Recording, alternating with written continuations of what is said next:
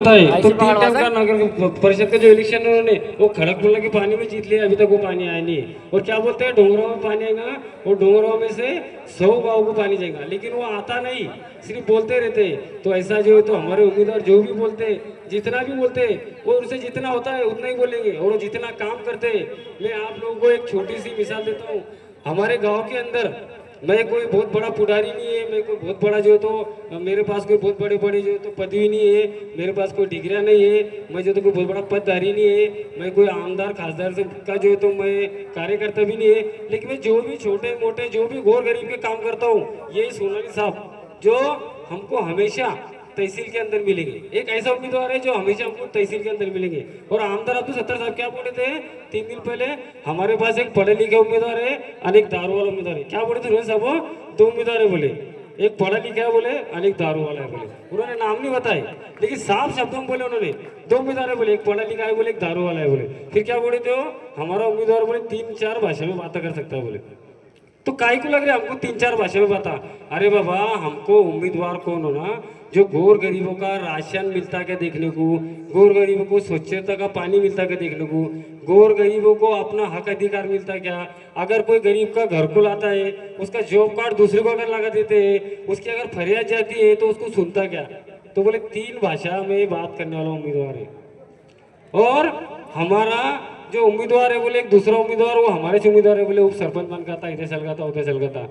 तो मैं इसके लिए आप लोगों को कहना चाहता हूँ कि ये सिर्फ आते हैं हर 2 साल में 5 साल में। पिछले हमारे गांव में आए थे वो 1.5 साल पहले विधानसभा के इलेक्शन में, और विधानसभा के इलेक्शन में आके उन्होंने जितने आश्वासन दिए थे मैं आप लोगों को गिन के बताता हूँ, उसमें से उन्होंने अभी तक एक भी पूरा नहीं करे। अब हो आए थे वो, अभी आके क्या बोलते डोंगर गाँव में कि हमने इधर जो तो तहसील का काम शुरू किया, हमने पुलिस स्टेशन तुम्हारे गांव में लाके दे दिया, हमने नाटक गुरु बना दिया। अरे आमदार साहब, हमारे गाँव लोग को नाटक गुरु क्यों होना? ये गरीब लोग आए, ये जो है तो मोल मजूर करने वाले लोग हैं। और आप भी बोलते हैं यहाँ पे मिस्त्री लोगों की संख्या ज्यादा है, यहाँ पे शेतकरी लोगों की संख्या ज्यादा है। तो तुम हमारे गांव पे बात करो ना, हमारे गरीब को देते क्या उस पर बात करो ना। पिछले मैं 3 साल से लड़ रहा, जबकि मैं यहाँ पे डोंगरों के अंदर 10 साल से राजकारण के अंदर मेरे को थोड़ी थोड़ी समझ आई। सुरेंद्र साहब में पिछले 3 साल से लड़ रहा, और एक ही मुद्दा है मेरा।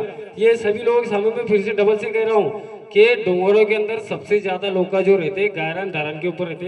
ये जो गांव है हमारा 70% लोग ऐसे जो, तो ये जो जगह है ये ग्राम पंचायत के निगरानी में जगह है। अभी भी उसके 7-12 में क्या निकलता है ग्राम पंचायत की निगरानी में। लेकिन ये सब लोग बसे हुए 40-50 साल से यहाँ पे रह रहे, और ये लोगों को यहाँ पे रोड बनती है, नाली बनती है, यहाँ पे नल मिलता है, लाइट मिलती है, लेकिन घरकुल बनाने को परमिशन नहीं मिलती। तो हमारे आमदार साहब ये क्यों नहीं बोलते हैं कि गरीब लोगों का घरकुल बनाने के वास्ते मैं इनको जो तो परमिशन ला के देता है।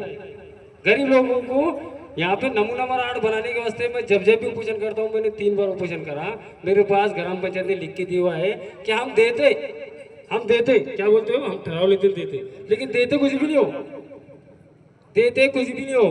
पीछे उन्होंने 3-4 महीने पहले लिख के लेके गए थे और मौज माफ करके गए थे उन्होंने, और लोगों की आश्वासन दिया था हम तुमको भोगोटा पे लेके वो लिख के दे दिए बोले।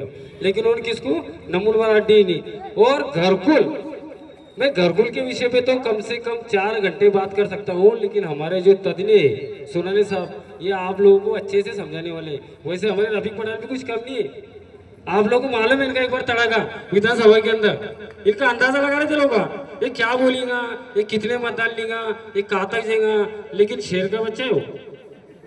मेरे को लगता था अभी तक मैं लड़ता, अब मेरे को डर नहीं लगता, मैंने पहले भी कहा था, क्योंकि शेरों की तादाद कम होती है लेकिन वो शेर कहलाते और वो लड़ता। मेरे को उस पर गर्व है। सुनो साहब, मेरा भाई जब उसने विधानसभा का फॉर्म जब मैं भरने की घर में बात कर रहा था, जब कहा था भैया मैं फॉर्म भरूंगा, लेकिन मैं फॉर्म ना तो विड्रॉल करूंगा, ना तो किसी से डरूंगा, ना किसी से दबाऊंगा। और बच्चे ने फॉर्म भी भरा, इलेक्शन भी लड़ा, प्रचार भी करा, ठीक है हार हो गई। वो हार जीत का तो मैंने पहले कह दिया कि हम किसी को हारने या जिताने के वास्ते इलेक्शन में खड़ी नहीं और कभी खड़ी भी नहीं देंगे। ये हमारी जीत है, मैं यहाँ से खड़े के बड़ा ये जीत है हमारी।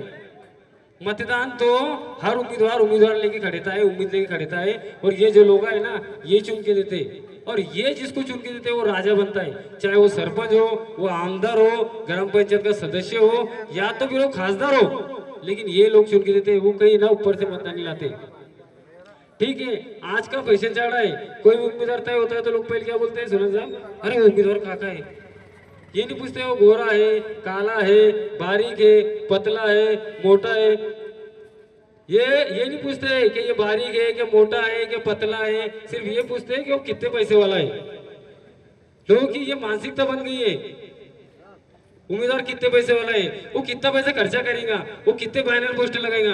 अरे बाबा वो अपने को ये मानसिकता बनाना है कि उम्मीदवार 5 साल के अंदर हमारे आने वाले भविष्य को कितना काम करेगा। 5 साल बहुत होते हैं, 5 साल बोलो तो 1800 दिन होते हैं, 1800 दिन हम एक दिन मतदान करते थे। तो 5 साल के अंदर हमारा उम्मीदवार क्या करेगा ये कोई नहीं सोचता है। और ये बहुत दुख की बात है, बहुत तकलीफ की बात है। ये हर इंसान को सोचना चाहिए, समझना चाहिए कि हमको कैसे उम्मीदवार को मतदान करना है और इसको मतदान करना है तो क्यों करना है, ये हमको समझना है। अभी हमारे डोंगरगांव के जो उम्मीदवार है, यहाँ पे पंचायत समिति के 5 उम्मीदवार है, पंचायत समिति के 5 उम्मीदवार है, जिसमें से एक जो है तो सेना का है, एक जो है तो भाजपा का है, एक जो है तो कांग्रेस का है और एक जो है तो कम्युनिस्ट पक्ष का है, और रफीक पठान जो है तो अपक्ष है, ये कोई पक्ष का नहीं है। अब 5 उम्मीदवार में से एक जो उम्मीदवार है हमारा निजाम पठान साहब जो है ना, तो 2 बार पंचायत समिति उम्मीदवार रहेंगे। लेकिन डोंगरगांव लोगों को पंचायत समिति क्या रहती कुछ मालूम ही नहीं करे, उन्होंने खुद को मालूम नहीं, वो पंचायत समिति कभी दिखते ही नहीं बेचारे। किसको इतने लोगों में से कितने लोगों को उन्होंने पंचायत समिति के निधि ला के दिए, क्योंकि वो ही नहीं जाते और उनको जरूरत ही नहीं है। उनको पता है अब तो 70 साहब आएंगे, लोगों को बोल थापे देंगे और जो है तो हमको चुन के ये लोग उनके नाम पे मतदान दे दिए। उनको काम का कुछ लेना देना नहीं है। और मैं तो ये कहता हूँ, मेरा निजाम पठान साहब से भी कोई दुश्मनी नहीं है और बाकी उम्मीदवार से भी कोई दुश्मनी नहीं है, लेकिन उम्मीदवार काम करने वाला होना, जिसको जरूरत है। जैसे कि कोई मजदूर काम को जाता है, उसको पैसे की जरूरत होती है, ऐसा उम्मीदवार को काम करने की जरूरत होना, उसके अंदर काम की भूख होना, लोगों को डरा के मतदान लेने की भूख नहीं होना, लोगों को धमका के मतदान देने की भूख नहीं होना। पिछले मैं 2-3 साल से देख रहा, ये बच्चे, ये शाकिर पठान, इसकी जो गैंग है, उसके साथ में रफीक पठान, सलमान पठान, ऐसी जो गैंग है, ये पिछले कुछ दिनों से जो तो समाज सेवा 2-3 साल से लोगों को जागरूक करने का काम कर रही थी। 2-3 साल से मैं देख रहा था, छोटे छोटे काम कर रहे थे। वो किसी के 15,000 नहीं गिरे, वो जो तो शाकिर पठान करके दे रहे थे। किसी का कुछ भी काम आ रहा था, शाकिर पठान कर रहे थे। ग्राम पंचायत में अगर ग्राम सेवक नहीं आ रहा था, वो शाकिर पठान कर रहे थे।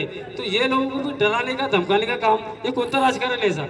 तुम्हारे अंदर दम है, तुम अगर लोगों का काम करते, तुमको अपनी काबिलियत पे भरोसा है, तो तुम अपना फॉर्म भरो, लोगों के फॉर्म भरन दो और चुन के आओ ना, कौन मना कर रहा, और लोगों की सेवा करो। और तुम चुन के आके जो है तो पहले भी चुन के आए थे, और चुन के आके भी क्या है, तुमको लोगों को काम करना है। हमारे भारत रत्न, विश्व रत्न डॉक्टर बाबा साहेब अम्बेडकर ने ये जो तो घटना के अंदर लिख दिए कि खासदार भी हमारा नौकर है, आमदार भी हमारा नौकर है, सरपंच भी हमारा नौकर है, ये पंचायत समिति का सभापति भी हमारा नौकर है। सुने साहब बराबर में? तो फिर ये कोई हमारे मालक नहीं है, ये जो मतदाता है ना, ये मालक है। इसे डरने घबराने की जरूरत नहीं है। और आमदार साहब एक बात क्या बोला सुने साहब मालूम है क्या? बोले दे दे, दिला दे, या तो देने वाले को कुछ पता बता दे। मेरा परिवार है, नहीं मतदान करता, विरोध में खड़े जाता, क्या करता, काट डालता, हमको मार डालता, डराता, लोगों को धमकाता। अरे तू डराएगा किसको, धमकाएगा किसको? जो तेरे हाथ के तले दबे हुए, जो तेरे से घबराते होंगे, कुछ लोग होगी, तू मजबूरी का फायदा उठाता। और मैं ये नहीं बोला तू बहुत बड़ा आदमी है, लेकिन किसी को डराना, धमकाना और डरा के धमका के मतदान लेना ये अच्छी बात नहीं है। तुम काम के ऊपर मतदान लो ना, तुम काम का बोलो ना, तुम्हारा कितना काम है, तुम आगे कितना काम करने वाले, लोग तुमसे कितने खुश है। और क्या बोले थे, एक जो होते बोले उम्मीदवार मराठा समाज का है, हिंदू समाज का है, और एक जो तो उम्मीदवार ये समाज का है। जब आमदार साहब तुम आमदार है, लोगों ने तुमको 4 टाइम चुन के दिए, हिंदू लोगों ने भी आप लोगों को मतदान करा, मुसलमानों ने भी करे, हमारे दलित समाज के लोगों ने भी करे, सभी लोगों ने मतदान करे। फिर तुम जो तो जातवाद की जो तो बात करते, आमदार है ना आप, 4 टाइम के आमदार है, 4 टाइम के आमदार क्या बोलते हो, यहाँ पे भाईचारा पैदा करो। अरे तुम बूथ ही नहीं देखते, कौन से बूथ पे कितना मतदान मिला? तो क्या है कि हमारे हिंदू भाई ने मतदान नहीं करे? ठीक है, कुछ कम ज्यादा करे होंगे, किसके मजबूरी होंगे, अधिकार है, सबको अपना अधिकार है। अपना मतदान बोले तो मतदान अपना दान है, किसको भी कर सकते, कोई जोर जबरदस्ती है क्या? और क्या बोलते हैं हम काम के बलबूते पे। एक दिन तो उनका बच्चा है यहाँ पे नगर अध्यक्ष, नया नगर अध्यक्ष बना, पहले भी नगर अध्यक्ष था, बोले जो दूसरा उम्मीदवार है उसको जो तो मतदान मांगने का अधिकार नहीं, बोले क्योंकि वो उन्होंने एक टोकरे का भी काम नहीं करा। बोले अरे बाबा, उम्मीदवार जब खड़ीगा चुन के आएगा जब काम करेगा ना, क्या वो अपने खेती बेच के काम करेगा था? जब वो मतदान लेगा, चुन के आएगा, सभा गृह में बैठेगा, निधि लेगा तो काम करेगा। और काम भी कौन सा करते हो मालूम है क्या? यहाँ के पूरे कामों का एस्टिमेट है मेरे पास। मैं यहाँ पे ना माहिती का अधिकार डालता, यहाँ पे अर्जी फाटे करता, ये सब लोग मुझे देख रहे, कुछ लोग गलत ही बोलते। मैं सिर्फ इसके वास्ते देखता कि ये जो रोड है अभी अपन जिसके ऊपर अपनी ये लगे हुआ है स्टेट, ये रोड कितने करोड़ का आया था, इसमें काम कितने करोड़ करना था। ईमानदारी से इन्होंने काम करे ना तो भी इनको 30% पैसे बचते। मतलब 1 करोड़ का काम है तो 30 लाख रुपए बचते। पर सोलन साहब ये सिर्फ 30 लाख में काम करते, 70 लाख रुपए जेब में रख लेते। और क्या बोलते हमने विकास करे। विकास ये नहीं होता। विकास ये नहीं होता कि तुम 1 करोड़ की रोड लाओ, 30,000 में करो, 70,000 रुपए जेब में डालो। अरे विकास अगर करने का है तो क्या बोलते हैं अब्दुल सत्तार साहब के डोंगरगांव ने मेरे को आमदार बनाया, और उनके बच्चे बोलते हैं कि आमदार अब्दुल सत्तार साहब डोंगरगांव की जान है और वो उनके दिल में रहते। और तो यहाँ पे 600 घरकुल आए थे, अभी 600 घरकुल, और सभी मुसलमानों के भी थे, कुछ दूसरी समाज के भी थे उसके अंदर। 600 घरकुल में से कितने लोगों को 15-15 हजार रुपए गिरे। ये हमारे शाकिर पठान पास पूरा उसका लेकर देगा छुट्टा है। मेरे पास तो है लेकिन शाकिर पठान पास भी है। कितने लोगों को 70-70 हजार गिरे, और कितने लोगों को मास्टर जो रोजगार हमें के पैसे रहते वो नहीं मिले। हमारे सरपंच का काम क्या है, पंचायत समिति मेंबर का काम क्या है, ग्राम पंचायत मेंबर का काम क्या है, ये डोंगरगांव में चल रहा है क्या? आप लोग कैसा मतदान करेंगे और ये आप लोगों को कैसे डराएंगे? डराया जा रहा, लोगों को धमकाया जा रहा, लोगों को फोन लगाए जा रहे। जो कभी फोन नहीं करते थे वो भी जो है तो वो भी इरफान पे आओ, पर इरफान पे आओ। लोगों को डराया जा रहा, धमकाया जा रहा, क्यों डरा रहे? और हमारे इरफान भी कहते एक जोरदार टालिया। अरे बाबा, तुम जब काम करते, लोगों की सेवा करते, लोगों के संपर्क में रहते थे, अभी जो लोगों का वो सारे लोग तुम्हें गांव में ऐसे भी देख रहा, जो कभी गांव में देखते वो भी प्रचार कर रहे हैं। यार बाबा अच्छी बात है, प्रचार करो, तुम्हारा अधिकार है। लेकिन फिर 5 साल कहाँ चल जाते जब लोग तड़पते। कई लोगों का तो ऐसा है कि नाम एक है और जिसका नाम है उसका घरकुल दूसरे को चल गया, इसका जॉब कार्ड दूसरे को लगा। और ये काम किसका है? सरपंच का, ग्राम सेवक का, मेंबर का। वो बोलते नहीं, वो वहां जाके देखो तुम ऑनलाइन बोलते हो। वो क्या बोलते हैं? ऑनलाइन है। किसका घरकुल याद करते हो? ऑनलाइन है। अरे बाबा ऑनलाइन है तो क्या हमारे मोदी साहब आके देख रहे हैं यहाँ पे कौन गरीब है कौन मालदार? तो यहाँ पे जो घरकुल का सर्वे हुआ था पहले, तो वो सर्वे का जो ठहराव दिया था कि सरपंच ने और यहाँ की बॉडी ने, उसके अंदर कितने गरीब थे और कितने माल वाले थे। आप लोगों को पता है किसको घरकुल आए, किसको नहीं आए, और जिसको आए भी है तो उनको जो है तो पैसे मिलने को कितनी दिक्कत हो रही है। कितने लोगों से पैसे लिए जा रहा, कितने लोगों को डराया जा रहा, कितने लोगों को ब्लैकमेल कर जाता। आज यहाँ पे मैं बहुत सारे गांव के अंदर देखता हूँ सोनाली साहब, लोग बोलते को बोलता मेरे से इतने पैसे लिए, बोलता उतने पैसे लिए, और तकरा दिन सब भाग जाते वो भी सब भाग जाते। मैं देखता हूँ उनको भी। और मैंने ऐसे भी लोग देखा कि जिनको बेचारों को, गरीब लोगों को, जिनको कुछ नहीं समझता, उनको जो तो समझता नहीं, उनको ये नहीं मालूम है कि उनके जॉब कार्ड किसके तरफ लगाए जा रहे और किसके घरकुल के जो तो रोजगार हमें के पैसे डाले जा रहे। उनको नहीं पता है, उनका जो तो गैर फायदा उठाया जा रहा। उनका गैर फायदा ऐसे लिया जा रहा है कि उनको मालूम नहीं है ये काम सरपंच का नहीं है, ये काम ग्राम पंचायत के मेंबर का नहीं है, ये काम रोजगार सेवक का नहीं है। अभी सोनाली साहब 3 महीने से हमारे गाँव में जो मास्टर भर्ती, मास्टर रोजगार हमें के मास्टर, ये गरीब लोगों के करोड़ों रुपयों का नुकसान होगा। तो हमारे डोंगरगांव में रोजगार सेवक ही नहीं है। रोजगार सेवक ने राजीनामा दिया, बीडीओ ने पत्र काटा, मेरे पास पत्र है, और उसने बोला हमारे यहाँ के ग्राम सेवक को कि ये काम की जिम्मेदारी तुम्हारी है, तुम काम ऑपरेटर को दो। ये कुछ पुजारियों ने क्या करे मालूम है क्या? गांव वालों का नुकसान हुआ तो चलता, उनका राजकारण के वास्ते उन्होंने किसको मास्टर नहीं भरेंगे। लोग घरकुल काम चालू है, उनको 70,000 गिर जाते, वो खुश हो जाते, 15,000 तो खुश रहते, बाकी के जो 28-24 हजार रुपए आते उनको नहीं मिलते। एक घरकुल वालों की 24,000 का नुकसान हो रहा। इसमें मेरा क्या फायदा है? मैं पिछले 4 महीने से एक ही बात बोल रहा कि डोंगरगांव में गरीब लोगों के मास्टर नहीं भरे जा रहे, डोंगरगांव में गरीब लोगों के घरकुल के काम सही से नहीं हो रहे। डोंगरगांव में जो है तो गरीब लोगों को घरकुल बांधने के लिए यहाँ पे जगह जो हमारे भागाजी मामा ने यहाँ 100 घरकुल बने थे, आप लोगों को सबको मालूम होगा। अगर मैं गलत अगर बोलता हूँ, मैं यही गांव में रहता हूँ हमेशा, सवेरे भी आप लोगों को यही मिलूंगा मैं 8 साढ़े 8 बजे। तो भागाजी मामा सरपंच थे 2015 के अंदर, 13 के अंदर, वो जो तो 2010 के अंदर सरपंच बने थे। मेरे को लगता है 2013-14 में उन्होंने 100 घरकुल, शाकिर में बरोबर है ना, 100 घरकुल उन्होंने इसी जगह के ऊपर 100 घरकुल गरीब लोगों को बांध के दिए थे। यही जो तो अतिक्रमण पे गैर पे सोरेन साहब 100 घरकुल बांध के दिए थे, और आप 600 घरकुल आए ले। और वही पठान साहब हमारे उम्मीदवार है, लेकिन उनको कुछ फर्क नहीं पड़ता। और आमदार साहब यहाँ के क्या बोलते मालूम है क्या? वो वीडियो को बुलाओ, उनसे मीटिंग लो, इनको नंबर अड्डे दो, लेकिन बोलते 2 महीने बाद में दो तो 2 साल के बाद में आते आते। अरे ये लोग का भी टाइला बजाते, ठीक है, गौर गरीब लोगों की बात अलग है, खेत मजदूर लोगों की बात अलग है। मेरे को जब सबसे ज्यादा मेरे को तरस जब आता, जब मेरे को गुस्सा आता कि उनके आजू बाजू कुछ होशियार लोग जो सोचते हम गाँव चलाते। अरे तुम काय का पत्थरों का गाँव चलाते, तुमको गाँव चलाते कभी आ ही नहीं सकता। वो लोग क्या बोलते हैं, वो भी टाला बजाते। आमदार साहब ने बोल दिया बस होगा। और आमदार साहब यहाँ बैठ के बोलते कि वो एक तो आया, किसने अगर दिया लिख के तो बोलते वो जो है तो हाँ वीडियो साहब को बुलाओ और उनको नमूना देते, वो नहीं देते। अब इसका जिम्मेदार कौन है, ये काम कौन करने वाला है? तुमको फिर आने वाली 7 तारीख को ये बैला फुसला के, कोई जो तो पैसे के बलबूते पे, कोई जो तो अपने दबाव के बलबूते पे, कोई जो तो रिश्ते नाते के बलबूते पे, कोई तो जात वात भड़का के और ये आपका मतदान लेने की कोशिश करने वाले। लेकिन मैं आप सभी लोगों से एक ही बात बोलना चाहता हूँ, आने वाली 7 तारीख को शनिवार के दिन हमको सबसे पहले जो तो हमारे जिला परिषद के जो उम्मीदवार है हमारे सोनाली साहब, इनकी निशानी है रिक्शा और 7 नंबर का बटन इनका, सबसे पहले इनका बटन दबा के इनको हमको प्रचंड मत पीछे करना है। सोनाली साहब उठ के खड़ो, एक बार ताले बजाओ सोनाली साहब के वास्ते। और इसके बाद हमको अगर हमारे गांव का सही काम करने का होगा, गांव को सही उम्मीदवार देने का होगा, गांव को अगर कुछ बदलाव करने का होगा और गांव के अंदर कुछ चेंजिंग करने की होगी, तो यहाँ पे एक बच्चा है जो पूरे गांव का काम करता और इसको पूरा गांव देखता।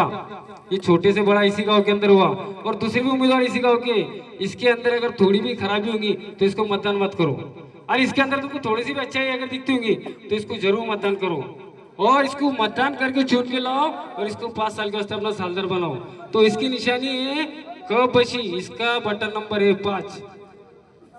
एक बार ये दोनों उम्मीदवार को मतदान करके अपनी सेवा करने की जो तो संधि दो, और आने वाले 5 साल के बाद में फिर अगर ये लोग यार तो हम इनसे पूछेंगे कि ये लोगों ने आपको मतदान दिए थे, आपने क्या काम करे। ऐसा नहीं है कि सिर्फ अब्दुल सत्तार साहब आते हाथ में माइक ले लेते, बस हाथ में माइक ले लेते। अब्दुल सत्तार ने जो बोला हमारे लोग हाँ ठीक है साहब ने बोलते साहब ने बहुत अच्छे बात कर दिए, साहब ने कुछ बोलते चलेगा। उधर भैया छोटे भैया खड़े ले, अमीर भैया पहले बड़े भैया जो तो नगर अध्यक्ष बन गए, छोटे भैया उधर खड़े ले या आमदार बन गए, और गरीब लोगों क्या दिया, कुछ नहीं। गरीब लोग हर ठाले बजाते हो भी। गाँव के कितने ये पुडारी क्या करते और ऐसे उनको धक्के मारते, बेचारों को नजीक नहीं आते थे। वो बोलने की भी कोशिश करते हो। यहाँ के जो गोर गरीब जनता है बहुत होशियार है, वो बोलने की कोशिश करते लेकिन उनको आगे नहीं जानते थे। वो करेंगे भी तो क्या करेंगे, और 2-4 लोगों का नाम ले लेता वो तो खुश होते रहे, सामने बोलता कोई टेंशन नहीं। तो ये लोग गांव चला रहे। अरे गांव मैंने बचपन में सुना, मैं गांव जाता, पूरे तालुके में फिरता, मैं आज भी गांव के अंदर जाता मैं, तो हमारे पुराने जो माजी सरपंच है उमर का पठान साहब का आज भी नाम निकलता, आज भी सोलन साहब, आज भी उमर का पठान साहब का नाम निकलता। उन्होंने भी एक टाइम गाँव चलाया था। आज भी लोग उनका जब नाम लेते हैं तो बोलते हैं विरोधी था, और उमर सरपंच था। आज भी पूरे दो तालुके अंदर का नाम होता है। वैसे ही हमारे जो जिनको मैं नेता मानता, हमारे कासम सेठ, उनका भी राजकारण बहुत लंबा है। उन्होंने भी जब भी वो जो तो ग्राम पंचायत के अंदर सदस्य रहे, सभी गौर गरीबों का काम करा। और हमारे जो मरहूम चचा है जो जयरमिया देशमुख, इनका जब नाम निकलता है तालुके के अंदर तो लोग बोलते हैं विरोधी थे, लेकिन सच्चे विरोधी थे। एक सच्चे विरोधी थे बोलते हो, जब तक रहे चुनकी भी आए, कितने बार इलेक्शन लड़े, लेकिन विरोध भी करे तो सच्चा विरोध करे। और आज कौन विरोधी समझ में नहीं आता, सत्ता में कौन वो भी समझ में नहीं आता। ये 5 साल में तो कुछ समझ में नहीं आया मेरे को, कौन विरोध में कौन सत्ता में। तो ऐसा राजकारण चढ़ा। और यहाँ क्या करते मालूम है क्या, सरपंच भी हमीच, वो सरपंच भी हमीच, सब हमीच है। कोई गोर गरीब की चालत नहीं मिलता। क्यों गरीब ने इलेक्शन नहीं लड़ना क्या? एक खाली गरीब ने फॉर्म भरा था बोलते पैसे खाने वास्ते भर रहा, और बाद में पूरे टोले के पीछे फॉर्म निकालने को फिर किधर किधर से फोन आते, और फोन भी ऐसे ऐसे लोग करने लगाते हो। ये मेरा मोबाइल है, इसके अंदर किधर किधर फोन आते मेरे कुछ मालूम है, और ये मशीन है, कभी झूठ नहीं बोल सकता। एक का फोन आया, बोले वो रफीक पठान का फार्म वो अपने दोनों भी है बोले मेवाती। बोला फिर अब कैसे करते? और बाहर का था, सुना सब बाहर का था वो। मैंने बोला गाँव लोग तो हिम्मत नहीं होती तुम्हें फोन करने की, तूने कैसा कर दिया? बोले वो फार्म ले लो पीछे। क्यों? और वो 50 का आरोप ले लो बोले। मैंने बोला रफीक कैसा करता रे? ये ऐसा सा फोन आया। तो रफीक ने क्या बोला मालूम है क्या? इप्पा क्या बोला ना मालूम है क्या? बोले मैं 5 लाख देता, बोले उसको 5 लाख रुपए, मैं 5 लाख रुपए देता हूँ। भैया उसको बोले, तो उसको बोले फार्म ऑफिस ले ले। मैंने उसको बोला ऐसा बोला, बोले उन्होंने फोन रख दिया ऑफिस। अरे बोले बाबू वो तो तू तो शेर है, तो शेर है, वो भी सवा शेर है। बोले वो क्या बोले साहब, तू तो शेर है बोले, लेकिन वो भी सवा शेर है। और मुझे गर्व है मेरे भाई पे। मैं आज यहाँ से इतने लोगों के सामने बोला, मैं आज दिन भर से सोनाली साहब के साथ है, मैं बहुत सारे गांव घुमा, मेरा जो तो सबीर से बोलने चालू, मेरा भी बोलने की क्या भी खत्म होगी। लेकिन मैं फिर से इतने लोगों के साथ कह रहा हूँ, सामने कह रहा हूँ कि मेरा छोटा भाई शेर है। शेर शेर हमेशा शेर ही होता। जंगलों में कभी चुनाव नहीं होता, लेकिन शेर हमेशा शेर ही होता। और मुझे गर्व है, इस पे फकर है, जिनने जो है तो विधानसभा का इलेक्शन भी लड़ा, अच्छे से लड़ा, ऊप तक नहीं करा। और आज भी आप लोगों के सामने खड़े ले, आप लोग उसकी जो है तो अनुमान लगा रहे। पहले भी अनुमान लगाए थे, कितने लेगा? 25 लेगा, 30 लेगा, 100 लेगा। अरे बाबा वो तुम्हारे बस की बात नहीं रफीक पठान को घेरना, तुम्हारे बस की बात रफीक पठान को घेरना नहीं है, और अभी भी तुम्हारे बस की बात नहीं घेरना है। इंशाअल्लाह मुझे अल्लाह की जात से उम्मीद है, अगर ये इतनी ही पब्लिक रफीक पठान के साथ रही, और मतदान करने को कोई पैसे नहीं लगते, आपको जाना है 7 तारीख के दिन, नहा धो के जाना है, और उसका जो बटन है 5 तारीख के ऊपर उसका बटन दबाना है। वैसे ही कोपैसी का बटन है उसका, और वैसे हमारे सोनाली साहब का भी जो तो 7 नंबर पे बटन है, इनका भी बटन दबाना है। और मेरे से बहुत अच्छा तो बोलने वाले हैं, मैंने जो भी बोला हुआ, अगर किसका दिल भी दुखा हुआ तो मैं सभी से माफी चाहता हूँ। और अब मैं जो तो मेरी जो 2 शब्दों मैंने आपके सामने बोला, मैं रजा लेता हूँ। जय हिंद, जय महाराष्ट्र, अस्सलाम वालेकुम। और इसके बाद में जो तो हमारे उम्मीदवार, लाड़के उम्मीदवार रफीक पठान, ये हमको जो तो थोड़ा सा मार्गदर्शन करेंगे।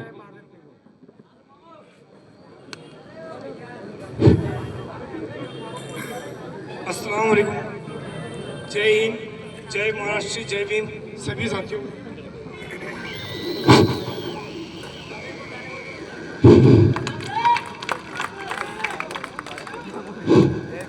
यहाँ पर आप सभी का जमा होने का कारण ये है कि मैं एक बार फिर से आपके सामने आपकी खिदमत में पंचायत समिति के अंदर इस चुनाव के अंदर फिर आपके सामने आया हूँ। और इससे पहले मैं आप सभी के दुआओं से, आप सभी की हिम्मत से, आप सभी गाँव वासियों की बदौलत मैं विधानसभा में भी आपके सामने आया था।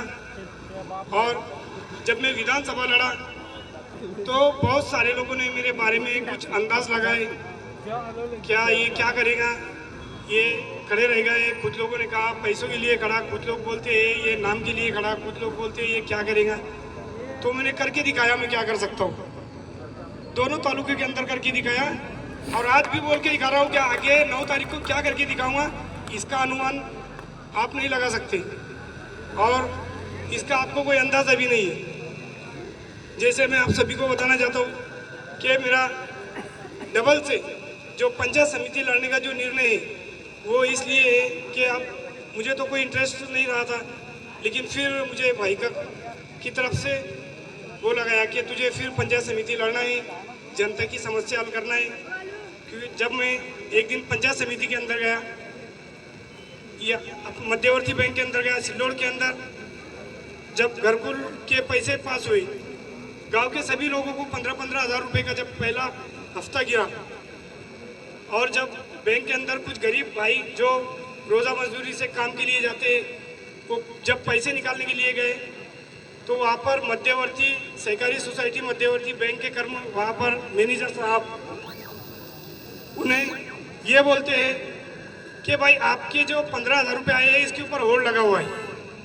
और होल्ड किस चीज़ का है मैं आप सभी को बताता हूँ। वो होल्ड ऐसा था कि मेरे दोस्त इरफान पठान, जो कि इरफान का मोहम्मद का पठान, अपने ही गांव के अपने ही रहवासी मेरे दोस्त आप इनसे बस ये बात पूछ सकते हैं क्या रफीक पठान ने जो कहा भरे मंच से भरे स्टेज से, क्या ये बात गलत है? तो आप मेरे पीछे भी उनसे ये बात पूछ सकते हैं। जब हम बैंक के अंदर गए तो मैं बोला इरफान भाई क्या मसला है? तो बोले मेरा घरकुल का 15,000 का पहला हफ्ता आया और मैं जब बैंक के अंदर गया तो उन्होंने कहा कि तुम्हारे पैसों के ऊपर होल्ड लगा हुआ है। मैं बोला किस बात का? तो बोले मुझे तो कुछ पता नहीं, लेकिन वो बोलते कि तुम्हें ग्राम पंचायत से परवानगी लाना पड़ेगी ये 15,000 रुपये निकालने के लिए। मैं जब उनसे पूछा तो मैनेजर साहब बोले हमें तो कुछ पता नहीं, लेकिन हमें ग्राम पंचायत की तरफ से ऑर्डर है कि इन्हें ये कह दो कि आपके पैसों के ऊपर होल्ड लगा हुआ है। इरफान भाई जब उनके पास गए तो उन्होंने कहा उनके पैसों के ऊपर होल्ड लगा है। तो मैं बोला इरफान भाई तुम साइड में हो जाओ, वहाँ पर मेरा भी घरकुल के पहले 15,000 रुपये गिरे थे। मैं बोला इरफान भाई अभी दूध का दूध और पानी का पानी करके दिखाता हूँ। जब मैं 15,000 निकालने के लिए गया, जब मेरे आगे पहले इरफान भाई गए तो उनको उन्होंने ये बोल दिया कि भाई यहाँ पर होल्ड लगा हुआ है। मैं बोला इरफान भाई तुम पीछे खड़े रहो, अब मैं जाता। मैं जब स्लिप भर के विड्रॉल भर के 21,000 रुपये का विड्रॉल भरा, क्योंकि 15,000 रुपये मेरे घरकुल के थे और 6,000 रुपये मुझे पंत प्रधान निधि के सम्मान निधि योजना के थे। जो मैं विड्रॉल के अंदर 21 भरा तो मेरे को मैनेजर ने सीधे से 21,000 रुपये दिए। मैं बोला इरफान भाई ये काय का होड़ है? जब मुझे 21,000 रुपये दे रहे हैं तुमको बोल रही है होड़ है, तो ये कहीं तो भी गाँव में से प्रॉब्लम है। शायद ये जो 2,000 की मांग हो रही है कि 2,000 रुपये देने के बाद में ये होल्ड हटाया जाएगा, कहीं ये 1,000 कौन ले रहा है और 1,000 कहाँ पे जा रही है? ये 2,000 कहीं ना कहीं दो जगह बढ़ रही। तो इसका गांव के अंदर गांव वालों को जाके बताओ कि ये पैसे कोई होल्ड नहीं लगा हुआ इसका, और यहाँ पर पैसों पे किसी का होल्ड नहीं है और किसी की कोई हुकूमत नहीं है। ये सब ग्राम पंचायत का घोटाला है। और ये जो तुमने कर्मठ जुझारू और ईमानदार लोग सक्षम लोग चुन कर दिए हो ना, ये आज तुम्हारे सामने परिणाम है। ये मैं उन्हें उसी दिन साबित करके दिखाया। फिर उसके बाद में जब घरकुल के काम चालू होते हैं तो यहाँ पर कई लोगों के, बहुत सारे लोगों के घरकुलों के जिनके 10-10 साल हो गए घर बनाने के लिए, उनके फाइनल चेक गिर चुके हैं, उनके मास्टर भर चुके हैं। लेकिन जो गरीब घर है, जो झोपड़ी में रहे, बेचारे पत्थरों के घर में रहते हैं, जो कच्चे मकानों में रहते हैं, उनके पैसे आज तक नहीं। भाई क्या वजह है? क्या वजह से इनके पैसे नहीं मिल रहे? क्योंकि ये आपको मतदान नहीं करते? क्या वजह से? क्या ये आप मतदान में इनको पैसे बांटते हैं निवडणुकी के टाइम पे, इसीलिए इनको पैसे नहीं दिया जा रहा? क्या हुआ? आखिर आप इनके साथ ये मतभेद जातिवाद क्यों करते हो? अरे आप प्रतिनिधि हो, आप गांव के प्रतिनिधि होने के बावजूद आपका काम बनता है कि हर गरीब अमीर छोटा बड़ा सबका काम करना आपकी जिम्मेदारी है। लेकिन आप नातेवाईक नज़दीक के लोग और अपने जो नज़दीक के जो नातेवाईक लोग इनके ही काम करते हैं, और जो गौर गरीब लोग हैं ये इनका काम करने से आप पैसे मांगते हैं, डिमांड करते हैं इनसे। यहाँ पर के रोजगार सेवक से आपको बोला जाता है कि इनके घरकुल के मास्टर क्यों नहीं भरते, तो ये भी कुछ अलग ही तांत्रिक अड़चन बताते हैं। एक मेरा दोस्त है, मैं जिनका नाम तो नहीं लूँगा, लेकिन वो मेरे सामने जब रोजगार सेवकों को फोन आया था तो वो उनसे कुछ पेमेंट की डिमांड कर रहे थे। और पेमेंट की डिमांड किस लिए थी? मैं भैया ये काय के लिए मांग रही है पेमेंट? तो बेचारे गरीब थे, बोलने से डर गए, बोले भैया हमारे को और आगे अड़चन आ सकती है। मैं बोला चलो ठीक है, खैर कोई बात नहीं।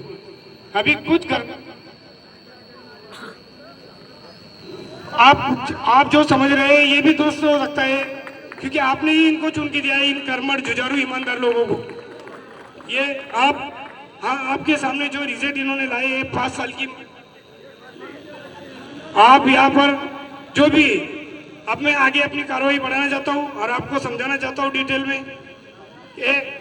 मैं जब ग्राम पंचायत का इलेक्शन लड़ा तो उस टाइम डोंगर गांव के वार्ड क्रमांक 2 के सभी 338 भाइयों ने मुझे मतदान देकर मेरे अंदर एक अलग सी एनर्जी निर्माण कर दी।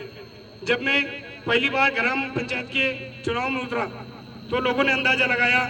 एक तो यहाँ पर अब मैं बोलना चाहूँगा कि वो बोले रफीक पठान 30 मतदान लेगा, 35 मतदान लेगा, 40 मतदान लेगा। तो मैं उनको बताया, मैं खामोश रहा, मैंने तो कुछ बोला नहीं। लेकिन जब मेरा रिजल्ट आया तो वो बंदा आज भी मेरे सामने मेरी आंख को आंख नहीं मिलाता है। अरे भाई जब इतनी जलन है हमसे तो बराबरी करो ना, सामना करो, डट के हमारे सामने लड़ो, तुम्हारा फॉर्म डालो, तुम्हारी औकात क्या है ये भी बताएंगे और मेरी औकात क्या है तुम ये भी बताओ। जब आपको मेरे से इतनी जलन है कि मैं 10 लूँगा, 20 लूँगा, 50 लूँगा, जब मैं विधानसभा लड़ने का निर्णय लिया तो तब भी कुछ अलग ही अंदाज लगा रहे थे। लेकिन वो कहते हैं ना कि इज्जत और जिल्लत का लेने वाला सिर्फ अल्लाह है। वो तो इज्जू मंतशा, वो तो जिल्लू मंतशा। अल्लाह ने इज्जत से नवाजा और सारे दुश्मनों को फेल करते हुए उनको उनकी जगह दिखाई और उन्हें उनके मंसूबों में नाकामयाब किया। मैं आप सभी को बताना चाहता हूँ कि आज मैं जो ये पंचायत समिति लड़ने का निर्णय इसलिए लिया हूँ कि आप सभी के सामने जो घरकुल के मुद्दे थे, घरकुल के बारे में गांव वालों को कितनी अड़चन हुई, किस तरीके से मुश्किलों का सामना करना पड़ रहा है। अभी भी बहुत से भाइयों के यहाँ पर पैसे नहीं निकले और मैं तत्पे सेवा पे हूँ, आपकी खिदमत में हाजिर हूँ। जब भी कोई अड़चन आएगी मैं आपका काम करने के लिए हाजिर हूँ। कभी भी मुझे कॉल कर सकते हैं, बेझिझक फ़ोन कर सकते हैं, जबकि मैं किसी पद का मोहताज नहीं हूँ, क्योंकि मैं बिना पद की भी इन सब पर भारी। मुझे पद की ज़रूरत नहीं है। आप मुझे चुन के देंगे, चुन के नहीं देंगे, मुझे इसकी ज़रूरत नहीं है भाइयों, लेकिन मैं आपकी खिदमत करने के लिए आधी रात को तैयार हूँ। वो और लोग हैं जिन्हें पद की ज़रूरत होती है, मैं बिना पद के भी आप पर भारी ये आज भी बोल रहा हूँ, इस मंच से भी बोल रहा हूँ और आपके सामने भी बोलूँगा। और मैं आप सभी को बता देना चाहता हूँ, कल मैं जब गांव के अंदर, जूने गांव के अंदर जब निकला, एक बहन मिली। मैंने बोला बहन मेरा गोप बशी का बटन है, आपने विधानसभा के अंदर भी मुझे वादा दिया था और मुझे मतदान करे, मुझे आप पे भरोसा है। और उस बहन को जब मिला तो बहन भावुक हो गई एकदम। बोले तो एकदम उनकी हिम्मत कमजोर हो गई। बोले भैया आप फिर आए वापस, बोला तुम फिर मुझे मतदान करेंगे। उस बहन ने मुझे कहा कि भाई घरकुल के टाइम वक्त पर मेरे से डिमांड की गई थी 500 रुपये की और मेरे पास थे बोले 300 रुपये। जब 200 रुपये मेरे को कम पड़े, मैं ग्राम पंचायत के अंदर गई तो सब बोलने को लगी कि पैसे तो लगते हर काम के लिए, फ्री में कोई काम नहीं होता। तो फिर हमने इनको चुन के काय के वास्ते दिए। इन सभी मेंबरों को हम चुन के काय के वास्ते देते हैं, पंचायत समिति सदस्य को चुन के काय के वास्ते देते हैं, ये गांव के काम करने के लिए या फिर पैसे जमा करने के लिए। और मैं आप सभी को बताना चाहता हूँ, उस बहन ने मुझे जब वो बात बताई कि मेरे पास 300 रुपये थे और जब 200 रुपये कम पड़ रहे थे, मेरे पास पैसा नहीं था, तो मैं जब राशन में से चावल लेके आई, मैंने वो चावल बेचकर 200 रुपये उसके अंदर डाली, जब 500 हुए उनको ले जाकर। ऐसे भी लोग मिल रहे हैं गाँव के अंदर। अगर मैं झूठ बोल रहा हूँ तो गाँव के अंदर सर्वे करो, मेरे साथ चलो, बताऊंगा आप लोगों को कितने लोग ऐसे हैं जो आपकी शिकायत कर रहे हैं, लोग आपसे नाराज हैं। और आप भूलो मत, ये नाराजगी आपको 9 तारीख के दिन देखने को मिलेगी। आपने जो गांव को तकलीफ दिया है, जो आपको गांव वालों ने नेतृत्व सौंपने के बाद में भी आपने उनके काम नहीं करे, गरीब के काम नहीं करे, आप जो मुंह देख के काम करते हैं, बड़े बड़े लोगों के काम करते हैं जो उनके, तो ये लोग आपको बताएंगे 9 तारीख के दिन कि इसका रिजल्ट क्या आएगा और इसका सामना आपको करना पड़ेगा। क्योंकि सत्य पराजित हो सकता है, परेशान नहीं।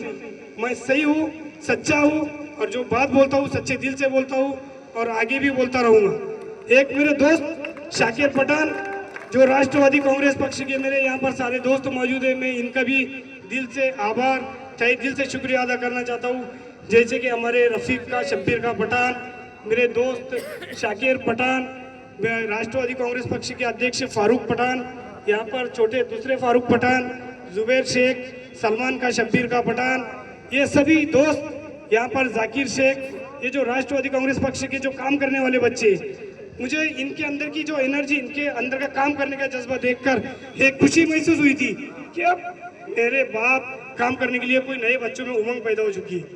मैं तो अकेला लिखना था रास्ते से, लेकिन अब मेरे बाद भी कोई काम करने के लिए तैयार हुए। जो मेरे दोस्त यहाँ इस मंच पर बैठे हैं, शाकिर पठान, इन्होंने भी गरीबों का काम करने के लिए ठानी थी।